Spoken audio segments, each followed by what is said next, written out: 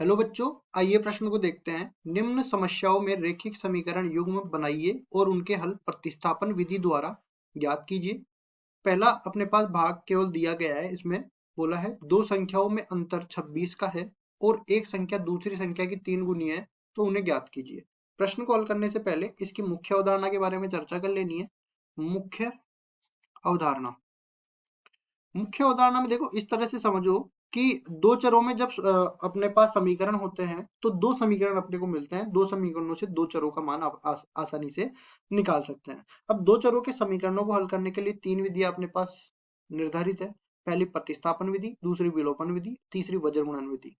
प्रतिस्थापन विधि द्वारा इसको हमें सरल करना है। प्रतिस्थापन विधि का मतलब ये है कि x का मान किसी भी दूसरे व्यंजक में fy, जैसे y के रूप में हमने निकाल लिया। और अब क्या करेंगे कि एक समीकरण से तो हमने ये कर दिया।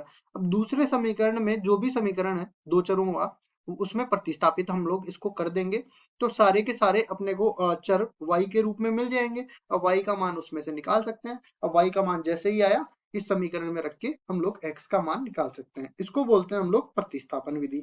अब चलते हैं, देखो सवाल में मैं करके भी बता देता हूँ कि प्रतिस्थापन विधि लगाते कैसे हैं।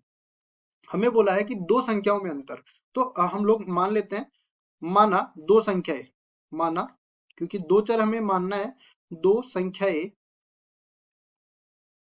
x व y है। दो संख्याएं ये है। अब इनके बीच में हम लोग ये भी मान के चलते हैं कि x बड़ा है y से। ठीक है, ये एक तो मानना ही पड़ेगा क्योंकि अंतर हमें निकालना है। अगर हमने मान लो गलती से बड़ी में से छोटी में से बड़ी घटा दिया तो ये अंतर ऋणात्मक आ जाएगा। तो हम पहले ही मान लेते हैं कि x बड़ा है y से। तो x माइनस वाई बराबर हो जाएगा किसके, 26 के। ये प्रश्नानुसार, प्रश्न में ऐसा दे रखा है कि दोनों का अंतर जो है 26 के बराबर है। और अगर मैंने बड़ी x को माना है तो x y का 3 गुना है। ठीक है, क्योंकि आगे हमें ऐसा ही तो बोला है कि दूसरी संख्या का 3 गुना है, तो x बराबर में 3 गुना में y हो जाएगा। इसको मैं समीकरण नंबर 1 नाम दे देता हूँ, इसको मैं समीकरण नंबर 2 नाम दे देता हूँ। अब जैसा कि मैंने पहले बताया था कि x या y का मान दूसरे चर में निकाल लेंगे जो पहले से ही निकला हुआ है। x बराबर 3y, y के रूप में दे रखा है ना। अब ये x का मान इस समीकरण में रख देंगे तो अपने पास y का मान आ जाएगा। तो देखो समीकरण 2 से x का मान समीकरण 1 में रखेंगे तो 3y माइनस में y बराबर में हो जाएगा 26 के बराबर। अब ये देखिए 2y बच गया, इसको ठीक कर देंगे। या फिर एक काम कर लेते हैं, ये 26 इधर लिख दिया तो 2y इधर लिख देते हैं। अब y का मान हम लोग निकालेंगे तो y बराबर में 26 बटा में 2 हो जाएगा ये। तो अब देखिए यहाँ से कितना बच गया, 13 के बराबर ये आ गया।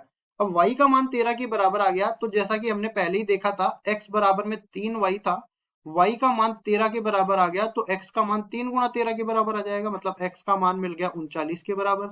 तो हमें क्या करना था, हमें वो दोनों संख्या ही तो ज्ञात करनी थी।